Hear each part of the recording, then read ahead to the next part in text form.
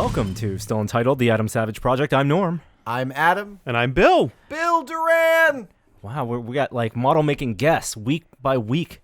Bill, you're in town to do some projects with us, and you've never been on the podcast, Which is we're jerks, honestly, for that. And you rolled up in a foam car, right? Yeah.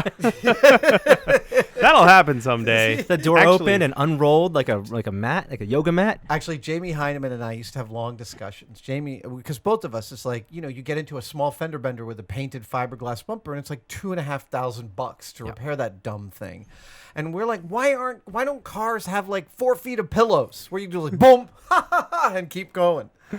Yeah, then it becomes a game. Yes. Yeah, bumper cars on the highway. Exactly. But so how come you've never been on the podcast? I'm appalled at us. There was an issue last time I was here, a gastrointestinal issue on my part. Gastro and intestinal, both ends? Both ends. Oh. A little bit of food poisoning. There's a video that people haven't seen yet, and actually Gunther's, when he said he was working on it, he couldn't notice, but if you watch for it, and listeners of the podcast, when you watch this video upcoming, Bill and I are doing a TIE Fighter model making thing, you can tell Bill's getting green really hard not to let it go. And then tag team for Kate, who killed it on the finish. But no, I had to bow out on that one. I remember once having, it wasn't food poisoning, I was just hungover. But I went into work at ILM, and I was so hungover, I kept having to visit the bathroom to throw up. And at one point, I think Danny Wagner said to me, we can put your workbench in the bathroom. And clearly, they were all smiling as I came out. There's an old Chinese saying, lazy people are full of shit and pee. Shooting, yeah. Because they use the bathroom so often as a way to get out of doing their work. There you go. But they're not full. They're evacuated. Well, they appear to be. Because they're always heading to the bathroom. Yes. I got you. A procrastinating measure. There's a term for it. Where do I start? Years and years and years ago, I was in Tuscany. And I was at a dinner party that was really, really fabulous with all these amazing people. And as can happen when that happens, I drank way too much. And I mean, too much on a scale of, how like that last half hour, you just like, wow, this stuff is going down like water. Yeah. So your first time at open bar. Oh, it was ridiculous. And I woke up so hungover and so bad that I got in the 10-passenger van to head to Pisa Airport. And when I got to Pisa Airport, I'm just lying and moaning on one of the bench seats. And we get to Pisa Airport, and the door opens up, and I just immediately throw up, projectile vomit out the door onto the street of Pisa Airport. And then I look up, and I make sure that no one's recognized me. So I go into the airport. I visit the bathroom. We go to the ticket counter. We get our tickets. I visit the bathroom. We go through security. I visit the bathroom. We get onto the plane. And now people are loading into the plane, and I'm feeling that there may be a need soon. Oh, no. And I'm now debating. There's the bag in front of you. There's the bag in front of me, but what's happening from me is extreme. And this, now it's diarrheal. Is that the term? Mm-hmm. It's so I you can't use the bag for that. So I'm debating. Do I use the bathroom? I have to use the bathroom. And I start to conclude, wait a minute, I can't wait until we're at 10,000 feet, because if the need strikes me, I'm not going to shit my pants, right? So clearly I have to use the bathroom before we lock the door and go up to altitude. So I make my way to the bathroom. And as I close the door behind me, I realize I also have to throw up. Oh. So now that's not a lot of space. Now there's not a lot of space, and now I'm presented with a choice of which end to present to the toilet first. Which end will relax you the and least? Hopefully it's one at a time. Yeah, Yes. yeah. So I decide to poop first, Okay. but the smell is so bad. Oh no! It makes me throw up immediately. Well, the solution there would have been to bring the bag. I guess it would have. I barely missed coming out of both ends at the same time. I managed to make it work. I didn't create a terrible mess. I did clean up after myself. And luckily, the bathroom had 15 minutes to recirculate the air before another human had to use it, which is a real grace because that would have been awful. And then I told that story on stage at the very first Woodstock.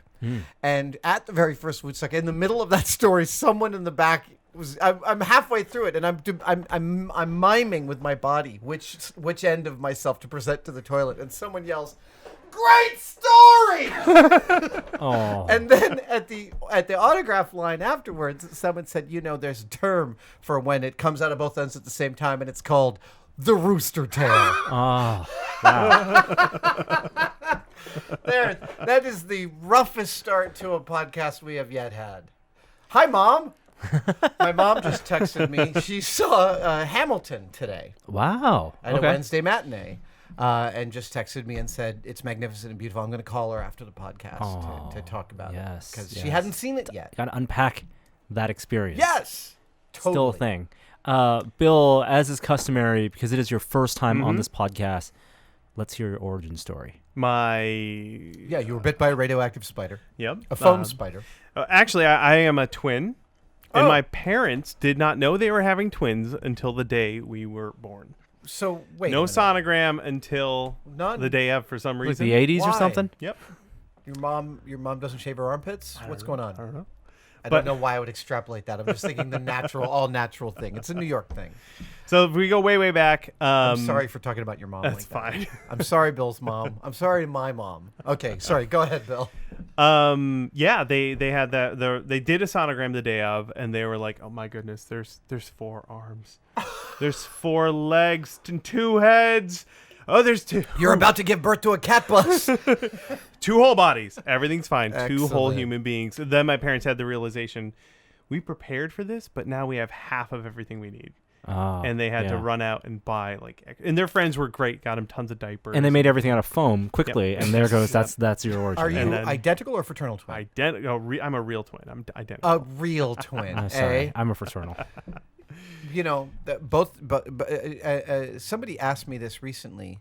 They asked if twins have a genetic proclivity, and it turns out that they do. But identical twins are always just a statistical anomaly, just a certain amount of that egg splits and 2 people come out. Right. But fraternal twins pass maternally. It is the mother's proclivity to double ovulate. And my ex-wife, her mom had twins. Her mom was a twin, and her grandmother had twins. Wow. So that passed all the way up. So it made sense that I had twins. Yeah. That's really cool. Shortly after that, I got into cosplay and prop making. Shortly after, on a geological scale. Yeah, about 30 years after that. So yeah, that's my jam. I build props and costumes. Obviously, I'm well at home in this wonderful cave of. This is your San Francisco shop. It is. I'm actually getting quite comfortable in the shop. I know where almost everything is. Yeah, I've been watching you move around, and the tested makerspace is also well appointed. Mm-hmm. Yep. I have some hole punches for you guys. Oh, thank you. I just did a bulk purchase of some leather workers who sold off almost all their findings and stuff. We were looking for hole punch, but we wanted the circle. Yeah, so what this is a set of leather hole punches of varying sizes. We don't want the hole. We want the circle that comes out of it as a masking tool. So the leather hole punch will destroy the hole, the circle, I believe. Oh yes, you need a normal paper punch. Exactly, Yeah. which is what we ended up using. You know what leather working tools are really good for working with besides leather? Yeah, foam. Oh right, yes, hole saws and findings and Chicago screws. Mm-hmm. Absolutely. Picked up a ton of those. Yeah. I picked up a bunch of leather rivets, the kind that's the little mushroom crown and the little post, and you give them a little torque. But I've only ever seen them in an 1/8" form factor, and these guys had them in like 4 other sizes. Who are these guys? Well, they were clearly fetish leather makers. Freddie just spent about 2 hours cutting all these D-rings out of some pretty extreme pieces of equipment. They hadn't been used. These were constructions of these guys. Dog collars and some harnesses and things. Yeah, to each their own. Welcome to San Francisco. What was the first thing you made out of foam? Probably my Mass Effect armor. Went Which straight was- to armor. Get this. How long ago was that?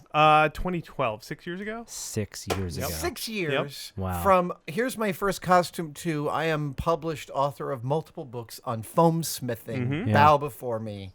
I mean, I like to think I'm a little more humble than that, but yeah, I quit my day job. I worked at Microsoft publishing video of all things. Quit that in 2012, started making props and costumes, turned that into a YouTube channel, turned that into books, and now we just moved into a new shop space, a real big kid shop space, not in my basement. So awesome. And we have my wife and I have 2 employees, and we're just hitting the ground running. We have no intention of stopping. Wow. It's gonna be great. So you're like telling them to do the dishes and like tie your shoes for you? Mail out the books. Mail out books. That's Mail out very books. important. Make sure that most of the important emails get answered. Yeah. And all our one employee Paige does a lot of the administrative stuff. Our one guy Everett does a lot of the more strategy type stuff, the big picture type things, so that we make sure that we're steering the ship in the right direction. Yeah. Because day to day, I work this close to my face, both on props and the business, Yeah. and sometimes you lose sight of things. Well, So it's great to have more perspective on the team. I totally agree. This day I've been doing a lot of writing and interviewing for the book that I'm working on, but also I built a thing for myself, and it ends up becoming sometimes a way I'm avoiding the administrative boring details. Just go like, maybe I'll refinish this scabbard. Yeah. Your Highlander scabbard? The Highlander scabbard. Yeah, I did. My favorite movie of all time. Is it really? Uh-huh. It's a good villain. Oh, I love yeah, his throat Clancy held Brown. together with Yeah. safety pins. I grew up on the TV show. Oh, I love the TV show too. Adrian Paul. Yeah. I think he's actually immortal. If you look at a photo of him now, he still looks pretty great. Yeah. There's a model maker who's also immortal, Bill George. Okay. Bill George worked on Blade Runner, and you can find pictures of him online building like spinners and working on the Tyrell building. And he's an effects supervisor, a really amazing one. He still works at Lucasfilm. He looks younger today than he did in the 70s. It's absolutely bizarre. He's got some sort of magic painting in the attic. Or he's wearing the respirators. Yeah. Hey, that's a really good plug for people. PPE, very important, keeps you young. Clearly, I haven't been wearing mine enough. That's actually a side effect of making YouTube videos for the last 6 or 7 years. Is if I go back and watch them, I can watch my beard get less gray. Oh, yeah. Well, Mythbusters, it's all like this. Yeah. At the beginning of making Mythbusters in 2003, I had no gray in my beard at all. And now you can see it's like rising like a water level. Yeah. When we first met you, one of the ways we met you, actually almost close to 2012, is because you made that armor, and I think you had it at like Dragoncon or something. And then you made an armor for our friend Veronica Belmont, and just got to be known as the guy who makes armor with foam. Right. And I wasn't the pioneer by any stretch. Yeah. But I did write it all down, Yeah. which is and a key part. and make videos about it, and we're very friendly online and very prolific about sharing your work. What is now? There are lots of people who make foam, so you're closer to that world than we are. But what's the landscape like right now for prop makers, hobbyist prop makers, and costumers who make foam, who make with foam? It's really fantastic. There have been a handful of small companies popping up who are suppliers now. We don't have to use floor mats anymore. Suppliers who buy are direct. importing foam, so For you can this get purpose. large sheets, different thicknesses, different densities. Like, we are so spoiled now. Oh my gosh! Can I get a sample ring? Oh yeah. Oh, they'll That- send you one. That's yeah. what. Okay, yeah, we gotta work on. I mean, Yeah. it's hard to overstate what a massive effect foam construction has had on the prop and cosplay community. It has the ubiquity of camping mats and floor mats, and the cheapness of contact cement. I mean, just Comic-Cons have become so much more. Just what people are doing with that stuff is so much. Every year it gets more and more incredible. People are doing Hulkbuster Oh my armor, God, almost yes. actual size. You joke when we opened. You joked about a foam car. I know a guy who made one. Really? He made the pickup truck from Squidbillies. It was maybe 7 feet long, and his head was the squid. It was a silicone casting of the squid in the driver's seat. and he flew it to TwitchCon to be in the contest, and then he's like, he didn't want to bring it back. It's a massive pain. Right. So he said, I'm going to throw it away. Went to the hotel and said, look, I'm just going to throw this in your dumpster. And they said, no, you can't do that. And he's like, very well. And he took it out into the street and parked it in a parking spot and walked away. Wow. Amazing. It is no small thing, like a pickup truck made out of EVA foam floor mats in a parking lot. I love that. I mean, do you also find then that, like Adam said, it was so accessible because it's cheap and it's everywhere, it's ubiquitous. When companies are now making stuff specifically for this purpose, and yeah, it may be better quality or maybe in the dimensions you need it, is it more expensive? Does it make it less of that just commodity item? Not quite sure I understand. Are you still? I hear where you're going, and I actually think the answer is the reverse. When you only have access to one version of a material that's all half-inch thick floor mats or camping mats, you have to do a lot of dancing around that limitation, which the texture takes on more one time, side. and you're buying the material in multiple thicknesses, and you're losing time in glue to laminate and all that. Whereas if you can buy 1.5 thick EVA, all of a sudden you're saving time because you can do things that would normally take you multi-steps. And then even when you're laminating, you have finish problems on edges. Am I right? Absolutely. But that's got to be more expensive too.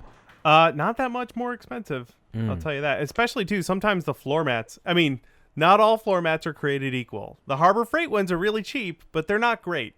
That's what my What a shocker. Yeah, I know. But it's 4 floor mats for like $7. Yeah. So it's hard to say no to that. So for people getting started, that's still a great place to. But still, like, you might get a half-inch thick piece of foam, 2 feet wide, 4 feet long for $15. And if you're making a sword that's 4 feet long and you don't have to glue edges together or anything, you just whoop, whoop, cut it out. Right. You could draw a seam and put a little rod up the middle of it, fiberglass rod. Yeah. Tons of time savings, and the finished product looks better because you don't have to hide seams. Right.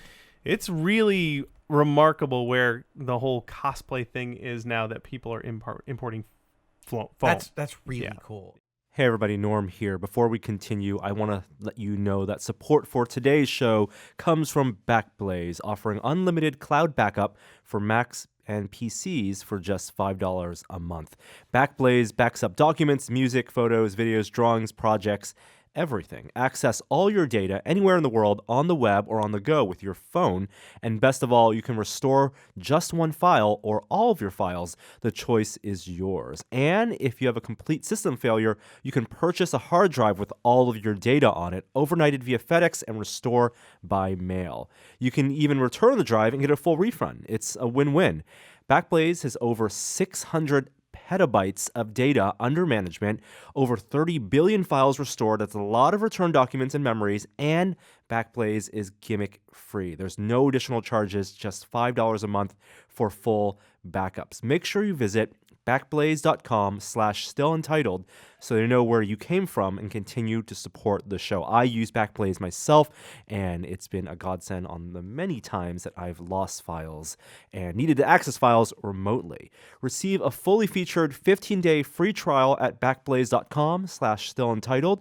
Go there and start today. Now back to the conversation. There's a thing that happens in a builder's life where in the beginning, money is hard to come by because you're young and you don't make that much, but your labor is plentiful. Plus, your energy is too, right? Like I did so many all-nighters in my 20s. I worked 2 jobs and still sculpted and built stuff all night long. So labor is dirt cheap in the beginning, but then later, labor becomes the expensive part and materials become the cheap part. And it's just, I don't necessarily have a point with this, but I was really surprised by how universal that is. Like I gave away my labor in the beginning in order to be able to get materials. And I think that goes to the idea that maybe you undervalued your work. Oh, yeah. But I definitely did. But I also kind of went to school on other people's dime. Like one of the earliest deals that I regularly made. So San Francisco in the early 90s, big theater town. And theaters are famous for never having any dough. So they'd be like, could you make us a bucket that looks like it's full of water for maybe $75? You know, it'd be like dirt cheap. So one of the things I would do with a lot of smaller theaters that were even smaller than that is I would say, I'll build your prop for free if you pay for materials. And I get to keep the prop when it's done. So I invest in it because I want to make something that I want. I get materials for my shop, and the labor is, I'm just having fun. Oh, yeah. I still have, when we did the District 9 gun 3 or 4 years ago. 4 years ago. And I think I still have some of the extra silicone we got from Smooth On from that. Yeah. And that was your first time making a matrix mold. First time making a matrix mold. mold. That was a project where you taught yourself that process. Absolutely. And it was like $1,000 worth of silicone, and we worked with Smooth On, and they supplied the silicone. So I made that mold and probably a dozen more, and I think it's probably not good anymore, but I think I still have some of that silicone kicking around. But I mean, that labor, I don't think it's that you undervalue your labor in the beginning. I think that because you're young and it is a very renewable resource, that it makes sense to bury your labor into your projects. Well, I would say the contrary, maybe the complement of that is... I'm talking freelancing. I'm talking freelancing. If you're working for hire, you better get paid by the hour. Yeah, exactly. But maybe like because of your perceiving experience for yourself, you don't know how much to charge either. That too, yeah. Oh, yeah. I had this recently. I hired a young designer to do the patches for my EDC bags, and I didn't know what to pay for that. Yeah. So I called up. There's a wonderful designer who's been riding Jack at Twitter really hard for the last few months, Mike Monteiro. He's an amazing designer, and he writes a lot on design and how to deal with clients, how to charge. So I called him up, and I was like, hey, this young designer. And Mike gave me counsel in that. And I have given others, as I'm sure you guys both have, about like, what is X worth? What is this thing that I do for a living worth? Because, yeah, at the beginning, you have no idea. I remember making a prototype for Galoob, and they were like, we've got $1,800 to pay for this prototype. And I was like, what a score. And I like barely broke even on that thing. I did a Kickstarter a few years ago. I designed a space gun kit, and I think it made like 30 grand, which was astonishing. Right.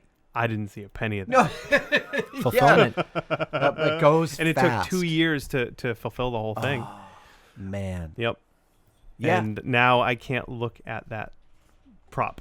I don't have one for myself. I can't even look at it because I just remember the 2 years of it was 13 pieces per kit. Just pouring resin in molds and hiring friends to pour resin in molds. And when it was all said and done, I probably still owe someone a gun. When it was all said and done, I'm like, how come we don't have any money left? Yeah. What happened to all of it? Kickstarter success. Yeah. So back in the day, I had a loft space, and a guy I knew who was a television producer called me up, and he goes, hey, I need to build some flats. Could I rent your space to build some flats? And I said, yeah. And he's like, cool, I'm willing to pay this. And I was like, cool, all right, $200 a day to rent my thing. And he's like, now I'm hoping that you can do the building. And I was like, what? And he's like, no, I'm willing to pay. And it was a full room set, a full room as a set. And I think he wanted to pay me like $9 grand or something like that.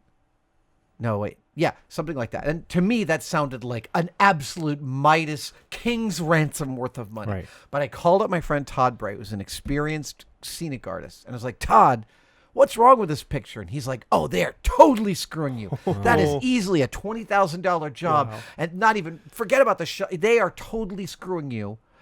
Given who it was and what they were doing it for, because it was for a big corporate job. And he's like, and thank God he counseled me through negotiating a reasonable price for this job. Wow. Yeah. That is something that we haven't talked about on the show, about counseling younger builders, what to charge and how to value themselves. But it is a really worthwhile thing to discuss more in the open, so people have any kind of creative endeavor. Yeah. You know, whether it's making something or taking writing something. photographs or shooting exactly. video for someone or cutting something for them. Yeah. Figuring out what your day rate should be. That was something that took me forever to learn, was that any project takes at least 1 day. Even the simplest thing. And you might say, this prop is like $100 prop. But it's going to take me a day, and I can't survive on $100 a day. No. I can't pay for my shop. I can't pay for the supplies. So I have to charge at least X amount. Yeah. Which means some projects are off the board. I just can't say yes to them because there's no way I'm going into the red to do this project for someone. And the only way it works is at scale. Back when I was freelancing, I took on both Jamie Heineman and Industrial Light and Magic used the same number to bid a person day, and it was $500. And that covered the person, the space, the insurance, the workman's comp, and all of that. And my freelancing years, which was about 15 years of freelancing, I always bid stuff out at that, all in that increment. 1.5 days, $1,000. Yep. And again, it sounds like a lot of money when you think, wow, I'm going to charge someone $2,000 for something that takes me 4 days. That sounds like a lot because I've never been paid $1,000 a day to do anything, or $500 a day to do anything. And in the end, you will find you're not rolling in the dough. Because you're not working necessarily nonstop. Yeah. Right? Yep. And you got to pay for all And those other there's things. Expenses. Yeah. I didn't realize we'd get into these numbers, but it's a really cool conversation to have. It is, yeah. I mean, it's the math that when you talk about you quitting Microsoft, you had to do the math. I didn't do any right? math. You and your wife had to figure out, could you make it work? And it's a very brave thing to do. It didn't seem like it at the time. At the time, I thought, if I had 8 more hours a day to make props, oh my goodness. Okay, I'm quitting. Like, that was it. That was the entire thought process. I did ask my wife ahead of time. Always good to get very, buy-in very as good. a couple. Yep, and she was like, yeah, it seems fine. So we don't have kids. Like, we could afford to risk partnership. it. That's a lovely partnership. She trusted you. She had also quit her job at Microsoft a year prior, so... she couldn't even talk. It was kind of my turn. She did go get another corporate job, but we had security, we had health insurance, we had steady income on her part. So we did put a little more thought into it. Yeah. Yeah. And it's working out. Totally. I'm 6 so years glad later. to hear it. The new book looks great. I can't wait to go through it. Yep. You got Foamsmith 2 now, all about prop weapons. Using foam, of course. That is fabulous. Yeah. Also with some free templates too. So What? Nice. a little bonus for you. That's a whole thing, with you and Harrison, like the design work that you put in, those hours, you sell a lot of yourself digitally, and that's where you're going to reach the most people. Oh yeah. Yeah. You can only make so many commissions for individuals to meet at Dragoncon to hand off a prop. But if you're going to make a blueprint or a pattern, that's $5 or $10 for a blueprint can go a long way. You can help a lot more people. Our goal is to help people have that experience for themselves to get them along the road, to start their journey into prop and costume making. I do very much enjoy seeing someone with a prop that I made and seeing them just elated with it in their costume, walking around at Dragoncon. There's people I see every year at Dragoncon who have props that I made, and they still bring them out. They're 7 years ago. They still bring them out. That does bring me an incredible amount of joy. I can't even imagine. But you know what's better? When someone walks up to you in an astonishing costume, and they say, "This is my first costume, and I learned it from your videos." Yep. Then I'm just crying. I'm like, let's hug it out. Let's get a drink, man. It's so cool. And when you're impressed by their dedication, and they found a germ in what you were doing, it's incredible. It's really lovely. Well, it's like the Nazgul glove that you guys collab for. I keep seeing that. That keeps coming back Yeah, people around. keep making it. Yeah. In lots of materials, too, which is fantastic. And same with the bag, the EDC2 designs. EDC2 People are tweeting those, and I'm like, and many of those people, first time sewing. Yeah.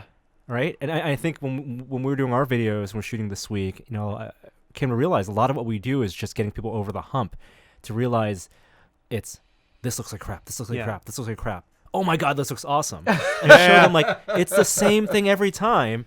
And we feel the same thing, even though we've been doing the same thing, for many, many videos. It's still, I think it looks like crap. It looks like crap.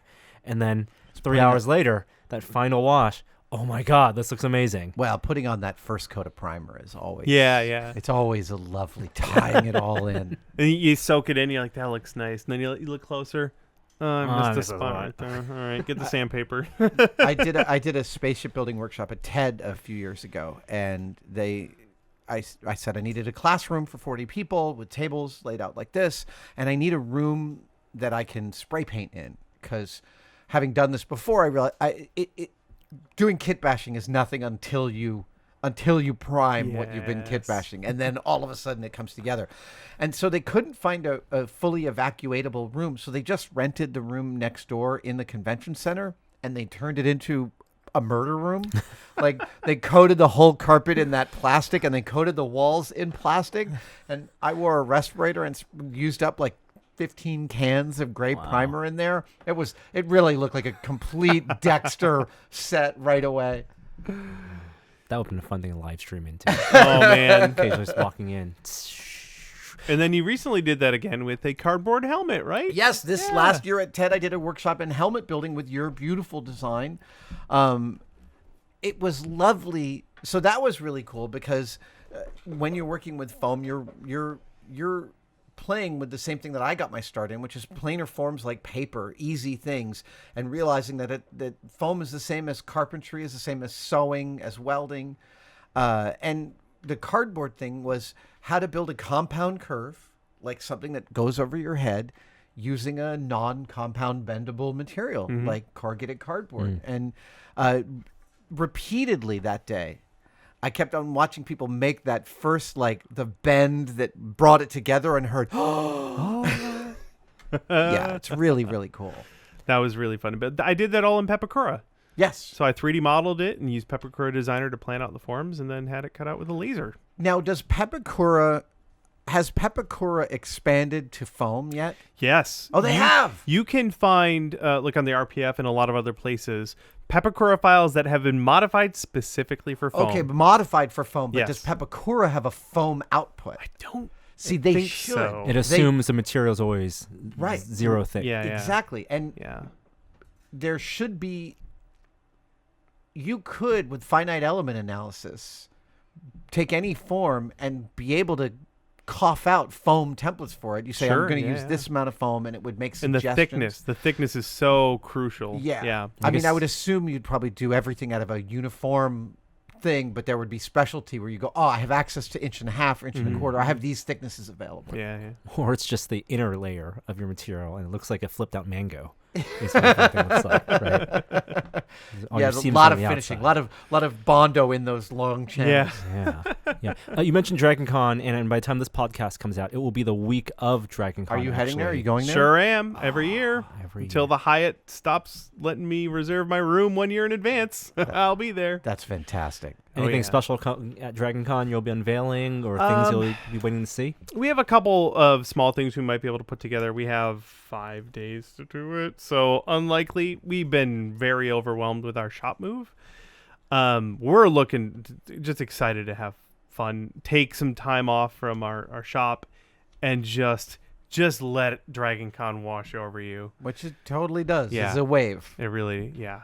So we're stoked. That's fabulous. We're gonna try and actually relax this year, I think. What? Yeah. We did this at the Comic-Con this year at San Diego, and instead of doing 8 things a day, we did 3 things Yeah. a day, and all of us had, I think, universally the best time Yeah. we've ever had. Yeah. Mm-hmm. It's wonderful. It's Yeah. nice when you're not, one-legged man in a butt-kicking contest.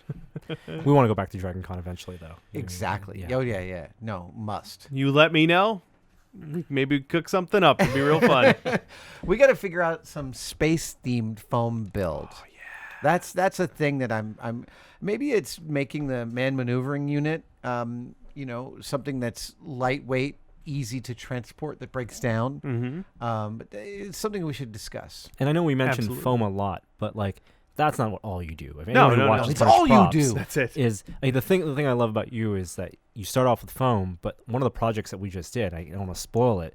You went to computer model, 3D printing, laser cutting, mold making, casting, sanding, machining, and all of those came together for one thing. Yeah, that particular project, which I'm very excited to share when everyone gets to see it, I think that one pulled in just about every skill I have. Now, my background, my formal training is in 3D modeling and animation. So when 3D printing became a thing and I got my first printer, I was like, I'm Tony Stark. Yeah. I can visualize it, I can model it, and that machine will make it real. That was my I am Iron Man moment. Nice. So yeah, this particular project was all 3D printing, lots of sanding, lots of mold making. It took me about 6 months off and on to finish it, but And Maker it's getting Faire, finished up We did a panel with our friends, Kit and Steve, and you and Britt. And one of the things I asked you guys was, what is one skill for prop makers and costumers that, because it's very competitive these days, everyone's trying to get into it, that is still needed, and it's modeling. It's 3D modeling. 3D modeling it unlocks so many things for everything. You could turn a 3D model into Papakura. You could 3D print it. You could turn it into a sewing pattern. There's so many things you can do with a 3D model. Actually, Daryl Maloney, the Broken Nerd, a New Tested contributor, helped me out significantly because in order to make this helmet he was making for me, I bought a CG model of the helmet, and he spent a fair bit of time converting it to be printable. Yeah. 3D modeling's awesome. It's like it's the realization that the digital skill that we all grew up assuming it would just stay in the computer has so many implications. I mean, people work on CNC know this, right? In the real world. Well, and it's still, I mean, companies like Autodesk are still working hard to collapse the CAD-CAM pipeline to make it more intuitive, because the lack of of intuitive interfaces for 2D to 3D to 2D to 3D is still a real barrier. It is. It is definitely getting a lot better. We did some CAD-CAM stuff for a premium video a while back, using Fusion, and that's once it gets into CAM is where I'm like, all right, let's take our time here. It's a steep hill to climb, but I am making good baby steps towards learning CAM, and that's another. You unlock that skill, it's like here's another world of possibilities. Yeah. My wife and I have started doing matinees on the weekends. Okay. We've discovered how much fun it is to do that. As long as you're not watching a kids movie. No, we went and saw this weekend. We saw both The Incredibles and Sorry to Bother You. Oh wow, what a pair! Not on the same day. This is a strange double feature. Okay, yeah. Both amazing. Yeah. You've seen Sorry to Bother You. I've seen, yes. So we're gonna have to have a spoiler cast about it. Yes, 100%. So Will, go watch Sorry to Bother You, and then if you have time, matinee this week, Blind Spotting. No, Blind Spotting, absolutely on the list. It's the next thing we're gonna go see. All right. When I get home, I'm taking 2 days off. Yeah. It's been a while since I've done that. One movie. What's one movie we should go see that's out right now? Oh. Should absolutely go see. If you haven't seen Ant-Man and the Wasp, I think that's a great one. Okay, good. Incredibles 2, also great. Oh, Incredibles 2 is Incredibles 2. So wonderful. Mission Impossible's great. I just saw that. Isn't it awesome? Yeah. I'm going to watch it for my third time. Henry Cavill is hilarious. Yes. I think he's undersung as a comedian.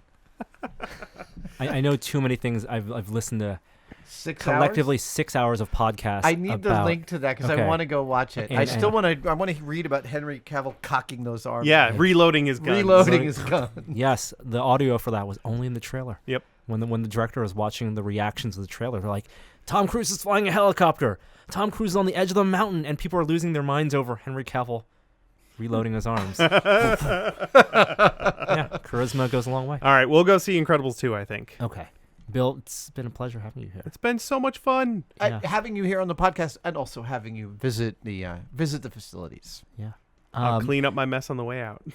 On the site this week, I think we have the last episode of our Weta series. So you got to check that out. This is the big shoot day when we were on set the whole day, figuring out so much fun how to actually make this short film. Bucket list day. We're out there shooting, and they're like, okay, Richard Taylor and Peter Jackson have arrived. What do you want to do with them? Yeah. Oh, they're gonna actually direct. Wow. Okay. Joey and Norm and I are all like, okay, what do we do? Play cool. Be cool. Be cool. And then also the video of the assembly you did with our friend Jen Schachter at NomCon, making the Rosie statue. That's going to go up this week as well. Oh, fabulous. And I think it turned out really well. Yeah. Jen and I were just discussing on the phone some things we are going to do soon in San Francisco. Very cool. Soonish. We're going to try to find a time when all the cool people that we know are all in the city at the same time. Fantastic. Yeah, I'll be our Avengers.